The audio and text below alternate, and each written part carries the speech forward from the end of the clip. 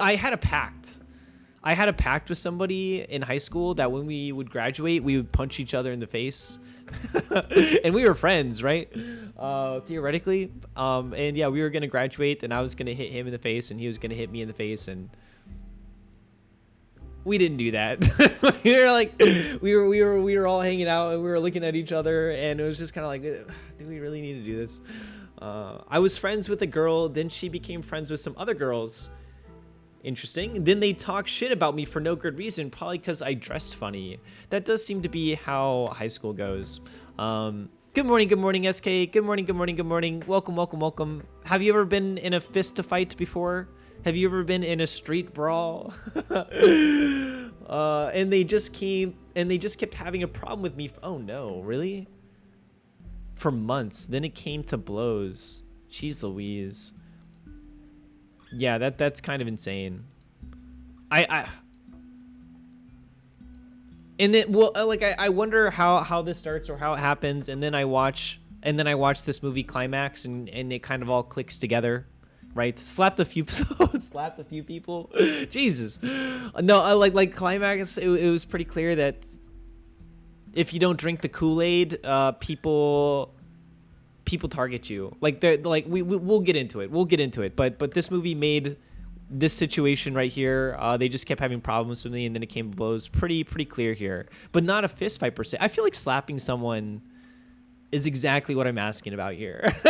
I feel like that's exactly what I was looking for. Why were you slapping people?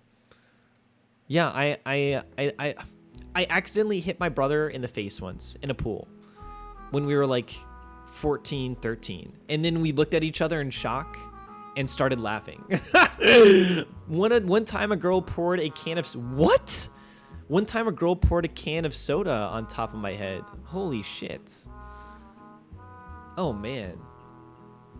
I'm trying to remember like the last time there was like once I just not in these kind of situations.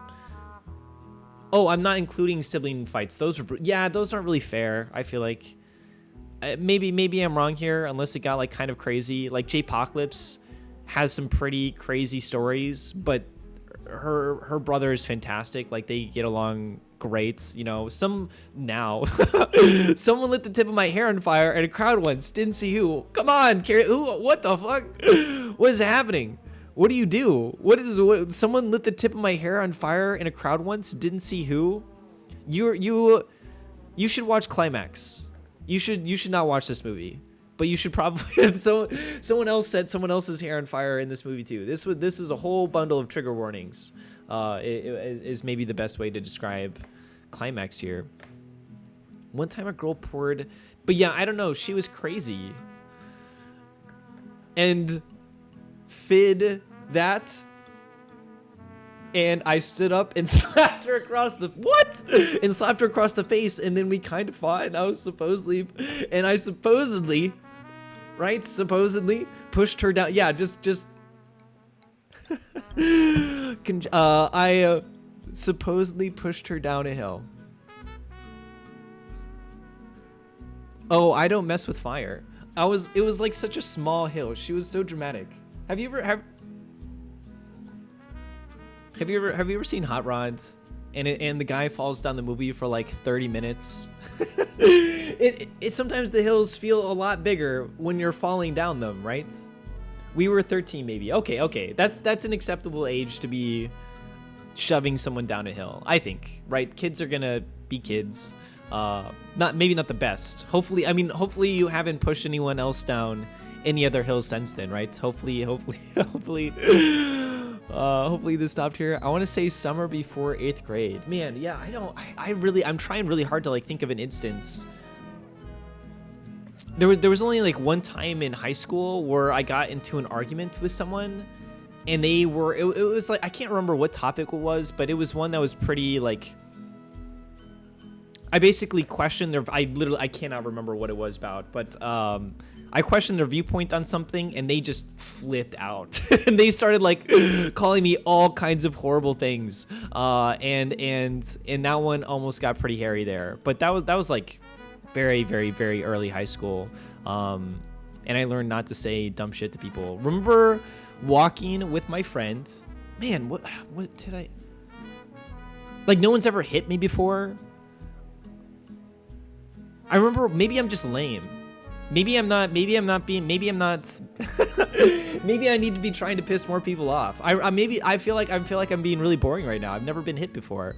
I remember walking with my friend, and the kid in front of us turned around like, what you say? And beat my friend's ass. I guess he thought he said the N-word. What? But he didn't say any such thing. Nicest kid didn't deserve a whooping. Did you see that? Oh my god, never mind. But me and my younger brother would really fight. I pulled, oh god, oh god. I pulled him down the stairs by his legs once, and then pushed him onto the floor. Ah, man, maybe. Oh my god, that's so sad. Yeah, that's actually. But we have an excellent relationship now. It's exactly right. Like that's why I really. And again, maybe Climax feeds into this. I really enjoyed Climax, if you couldn't tell. But maybe we can loop all of this stuff together a year later. I used to brutally beat up my sister. Like we all have these stories, right? So I don't know if it's just, you know, a part of growing up and learning that these are not the appropriate ways to be dealing with other people. But then again, you think back to the other movie where it's like Death Becomes Her, where it literally took them being invincible for them to actually start talking and to stop hitting each other. She'd always start fights, then end them going, I'm sorry. I feel like, I mean, personally, that's how I view things too, right? I feel like my brothers always started every single instance, and it was never my fault. I was just responding. When your brother carves your name into your dad's favorite leather chair, and everybody thinks that you did it, and you're like, why the fuck would I carve my own name into this chair and I get in trouble? I'm gonna be upset. I remember the last time we fought, it was getting difficult because she was taller than me. Then you just hit twice as hard though, in a more critical area. Then me, I was like, whoo, I can't be doing yeah, at some point, or at least, I don't know. I was kind of lucky. Totally something you do. Hell yeah. X-Ray, have you ever been in fights before? Good morning. Welcome. Happy Friday. Good morning. Such a rebel. Yeah, I was crazy. The things you do to siblings is just another level, you know. Well, you just like, my relationship with my family, especially my brothers, got significantly better after not living in close proximity with them.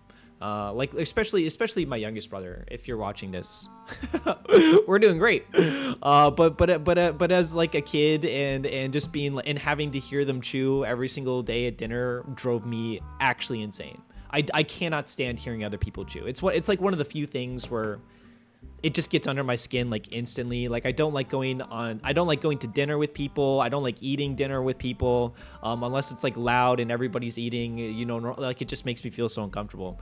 One time my brother pulled out some of my hair, and so I slapped him across. Oh God, should we be telling all these stories? And so I slapped him across the back, and then he ran his nails down my back so hard so hard it bled. Oh my God, that's a deep memory. Oh geez, we're just bringing up everything today. We're bringing up all the good stuff. I'm the older brother, of course. Yeah, exactly. Like,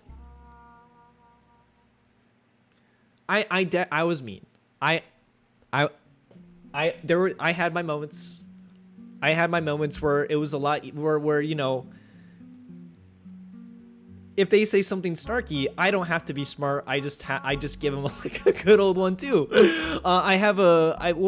We never really, like, the punch in the pull was probably the most shocking. Like that was by accident too. Like we mostly wrestled, right? It wasn't like actually fisticuffs. It was a lot of wrestling and pinning down. I have beat up my sister over chewing. Like that one actually drove me insane. Yeah, there was mostly like a lot of arguing there. But see, these memories are like fun. It was a simpler time, right? I think that's part of what it is. It was a simpler time where you didn't have to think about controlling yourself. You just got to be annoying. It's the screaming matches and hurtful words are the ones that aren't funny. We don't need to get into that, but yeah, very, very, very true. Not fisticuffs. Yeah, it's almost harmless in a way. No, it's not. That's a crazy thing to say.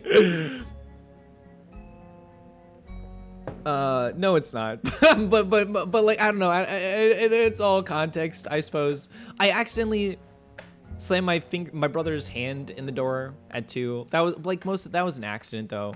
I felt really bad about it. Like if you like, even just like the Batman game, making choices that hurt other people. I feel really bad about it, and I'm making some really bad choices. I have vivid memories of drawing on the wall, like, I don't know, 4 to 5 years old, but purposely drawing worse than usual. Oh geez, so I could blame my sister. Yeah, geez Louise, I can imagine 14-year-old me saying it's character building when I would hit my brother. That's like kind of the running joke in my family. We were maybe a bit too hard on my youngest brother, to the point where, he doesn't emote as much. He's one of the funniest people.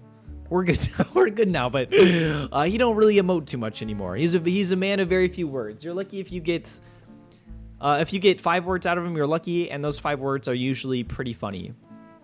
Very much simpler times. Quite the opposite of Arcane, or sorry, we have Arcane up here. I just saw that. Quite the opposite of Climax.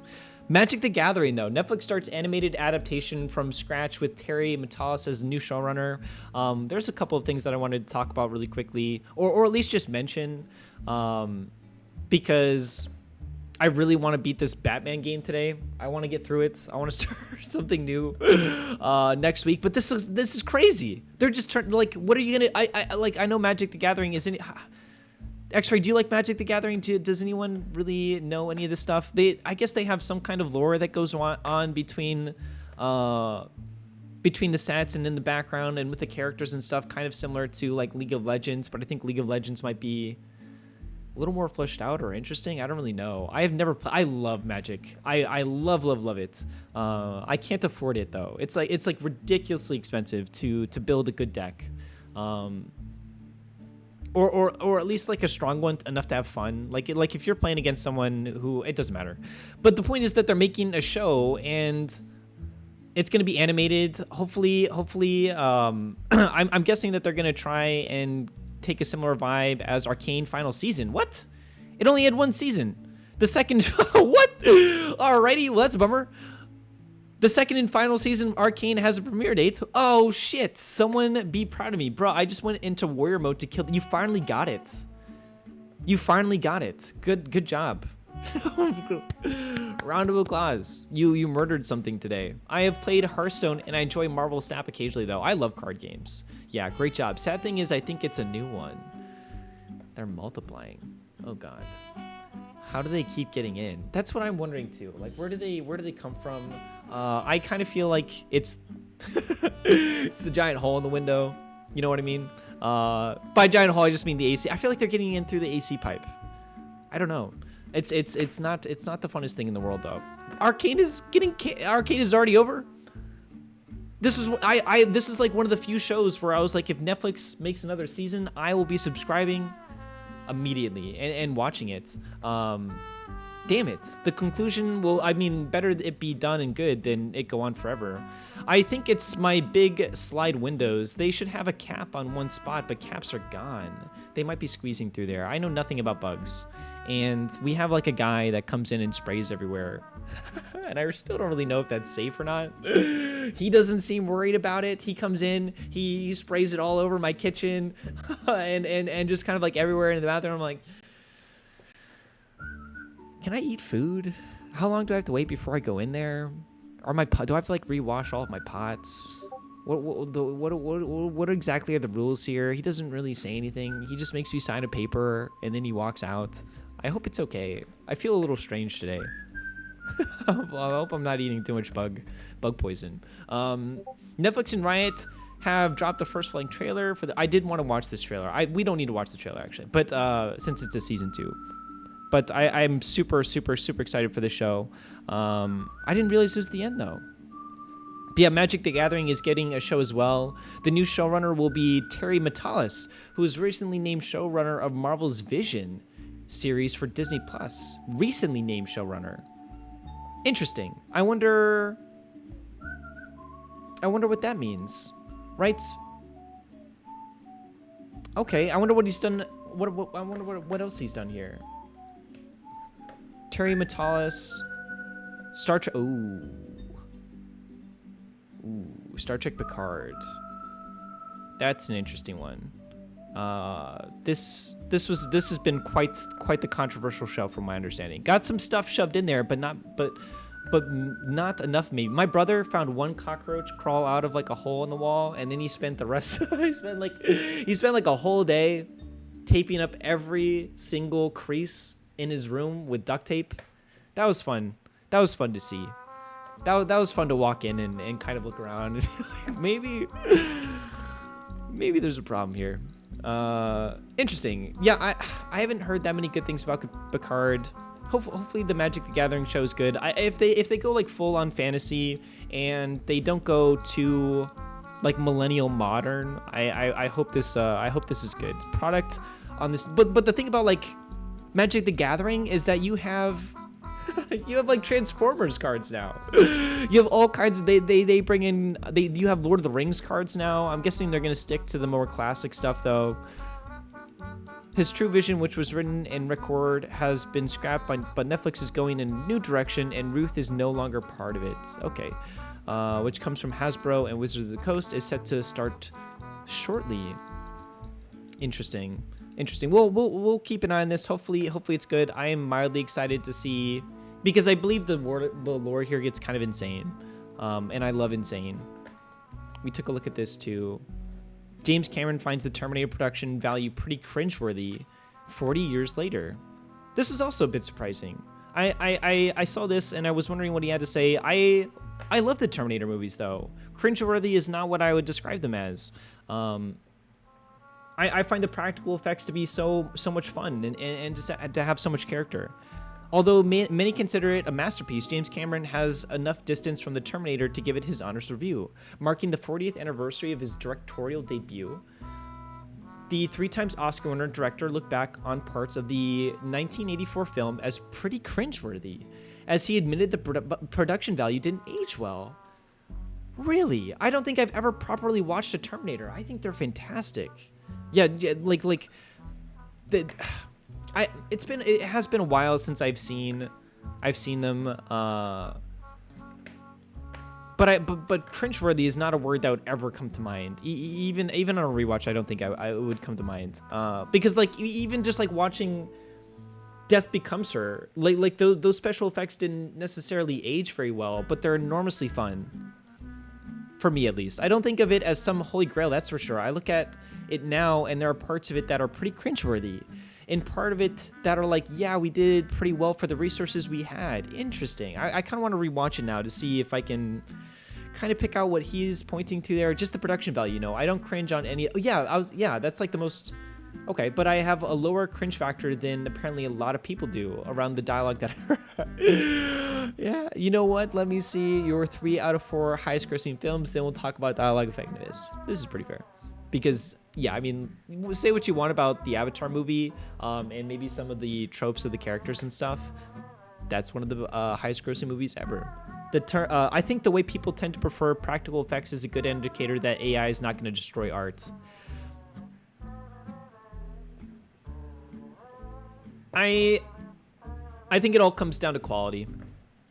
Yeah, I do. I think you might have a point there. I think that there will always be some kind of niche for people like me, in the same way that, you know, vintage records are probably the clearest example here, that, you know, people still buy records.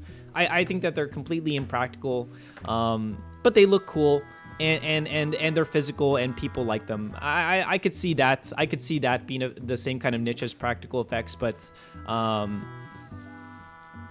AI is only just starting. It's only going to get better, and the moment that you can't tell, I think at least viewers won't care.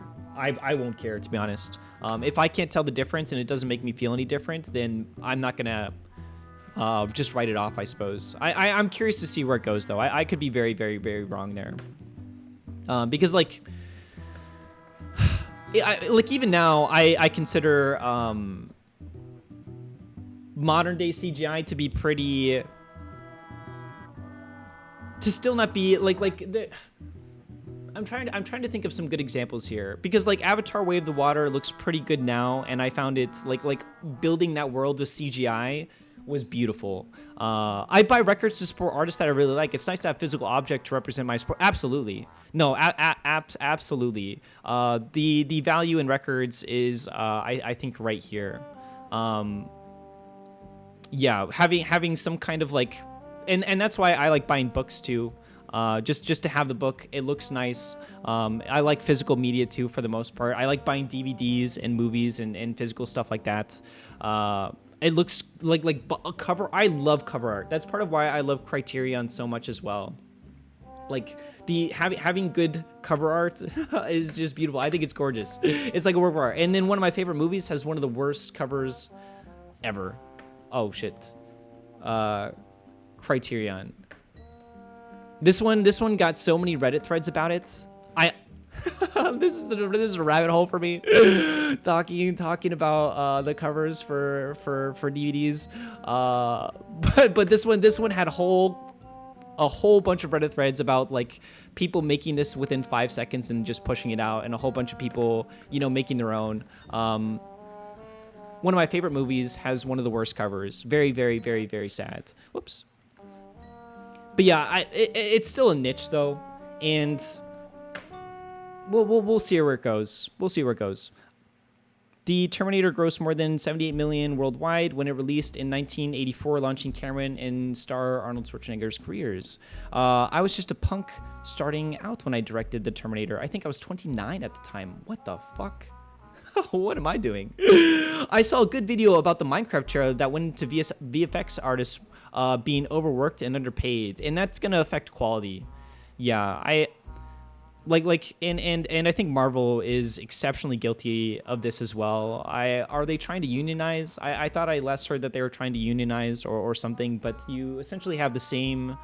My understanding is that you have the same group of VFX people working on a lot of these movies, so you have multiple projects in production at multiple times, and it takes like an insane amount of people, and it costs too much money, and you just can't pump out quality, or like even just looking back at the original Marvel movies, which had a lot of CGI, and you watch like one of the newer ones, they look drastically different.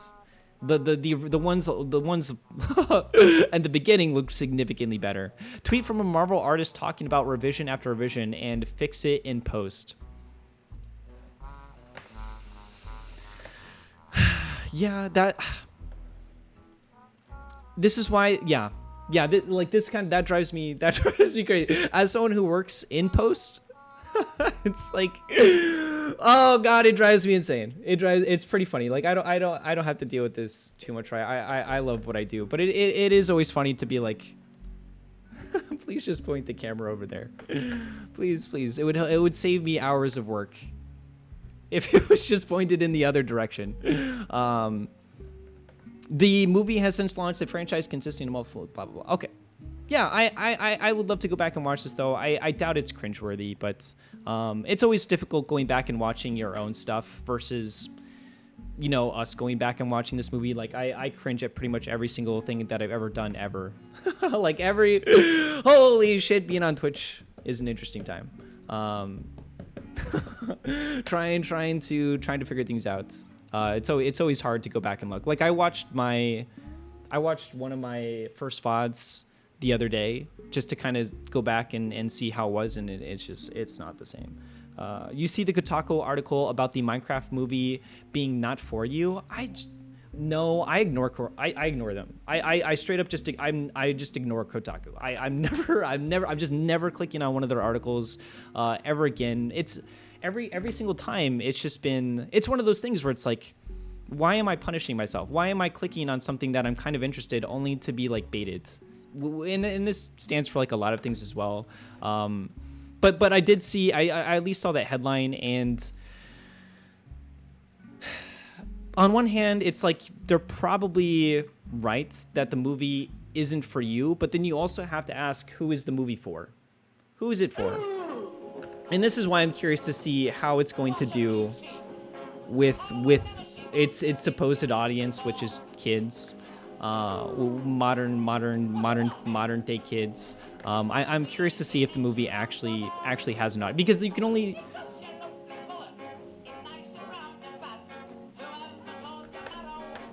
I don't know.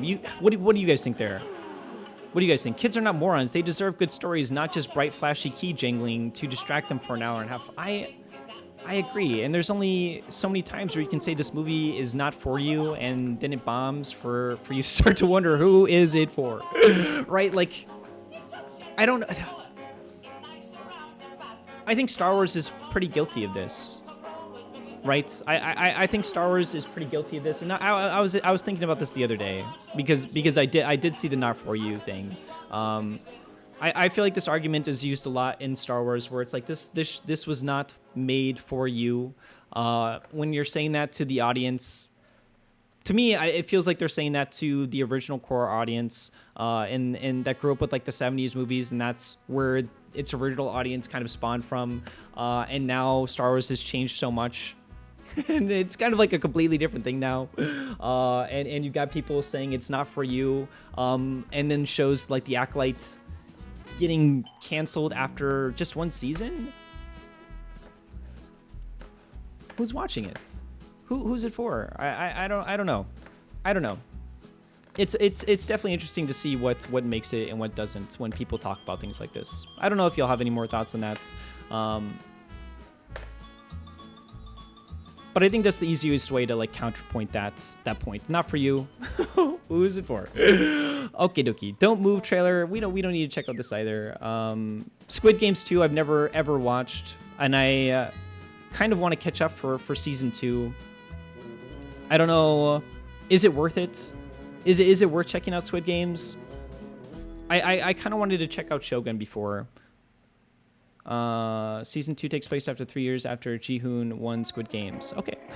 That's probably spoilers. But today's movie was also Climax, which we can talk about pretty quickly as well, because I don't think I can really talk about it anyways.